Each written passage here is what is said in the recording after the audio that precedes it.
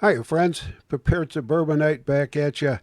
Um, I spent a couple of hours this morning listening to Tucker Carlson's interview with the Russian President Putin, and it was quite enlightening. The man seems to have his mental capacity with him. He had an encyclopedic knowledge, as Tucker says, of the history about the Romans and the whole thing with Eastern Europe and what years the different borders got drawn and all that. It was absolutely fascinating to watch a president of a country actually do intelligent things. Now, whether we agree with Vladimir Putin, whether you agree that whatever Tucker Carlson was doing is the right thing or not, I could not get away from the thought that if our president was that lucid and that in control of his intelligence and his demeanor, that we would be in a much better place than we are today. I've got a couple of additions to this thought, so stick around right after the intro.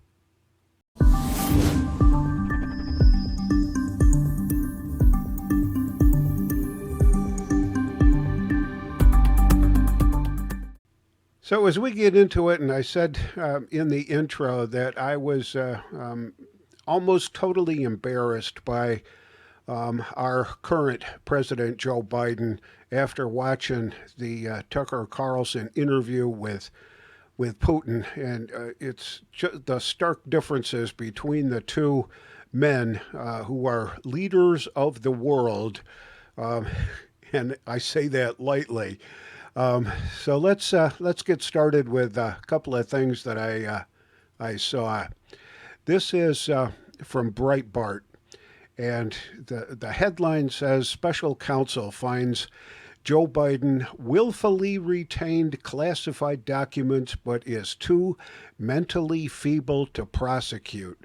Well, I'll tell you what, the bottom line is if he is too mentally feeble to prosecute for willfully retaining classified documents while he was vice president, and it went on to say that he wasn't able to recall what years he was vice president, he wasn't able to recall the date of his son's death, that would be Beau Biden, and he was just a mess. But the special counsel said that he willfully detained classified documents. Well, yeah, the Democrats are saying on one side um, that Joe Biden went out of his way to cooperate with the investigation and with the investigators and all that. And that's the big difference between him and what happened with Joe Biden or with Donald Trump, because Donald Trump was fighting him every step of the way and hiding stuff and making false statements and this and that. Well, yeah, I'm not buying any of those kind of excuses for this kind of a thing. There is definitely um, a double-edged sword going on here when they can mount a raid on um, Trump's home at Mar-a-Lago to confiscate what they thought was inappropriate or classified documents that he was keeping. It was under guard by the Secret Service. It was in a locked closet. So yeah, I really can't tell exactly what was going on there. And I all I can think of is that this is just simply um, uh, two different standards of justice being applied, and I find it very, very difficult. So, if he's too mentally feeble to prosecute, he's too mentally feeble to be the President of the United States. And we move to article number 2 here, that the GOP is calling to invoke the 25th Amendment after the special counsel cast doubt on Biden's mental acuity. This man has the nuclear codes. Well, that's a good point. He's also the leader of the free world. He's in charge of one of the biggest and brightest group of people here in the United States. And I'm not talking about his cabinet or anybody in Congress. I'm talking about folks like you and me that can see through all this nonsense. But calling to invoke the 25th Amendment, that's going to mean that the cabinet, his current cabinet, would have to say he needs to be removed and step down from his role. And I don't know what the percentage vote has to be. Maybe somebody out there does know, but this is crazy. The 25th Amendment allows the cabinet to get together and say, sorry, the president can't fulfill his duties any longer. What that would mean that we'd get, what's her name? Kamala Harris, Queen Kamala. She would be the next president in line after that. So it's either way, it's not going to work out really too well for anybody. And I'm very, very concerned about the state of our president's mental capacity right now. It's just absolutely incredible. I have watched so many outtakes of him stumbling over words, over sentences, over people, over names.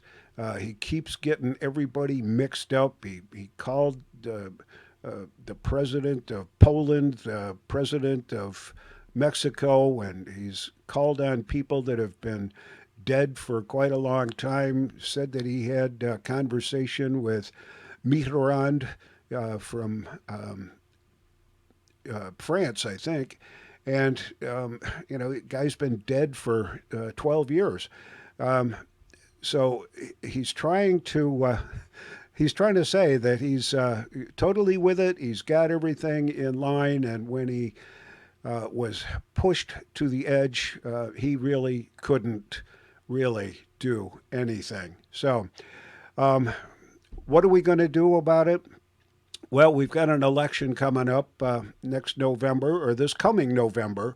So it's just a few short days away. And I just don't really know what else we can possibly do here to make this any better than it needs to be. So if you're thinking about prepping, if you're second guessing whether you need to prep or not, we are headed for all kinds of nasty things over the next 6 to 8 months or so. And I'm convinced that a world war is about ready to start right up here. So let me, join the world here. I really do think that we've got better than 50-50, maybe a 60-40 chance of being involved in a worldwide conflict, whether it's us versus Russia in Ukraine, whether it's us versus China in Taiwan, whether it's us versus Iran anywhere in the world, if it's us versus North Korea. There are just too many variables flying around out there that just make me very nervous. So if you're a prepper, if you are inclined to make sure that you, your family, and your friends, your tribe are safe, then it's time to really get busy. Get stocked up with food. Get stocked up with measures of self-defense and home defense. Get stocked up with water and water purification devices where you can survive on your own for God knows how long this is really going to take. So, this is the Prepared Suburbanite reminding you to be prepared always, and I'll see you all on the next video.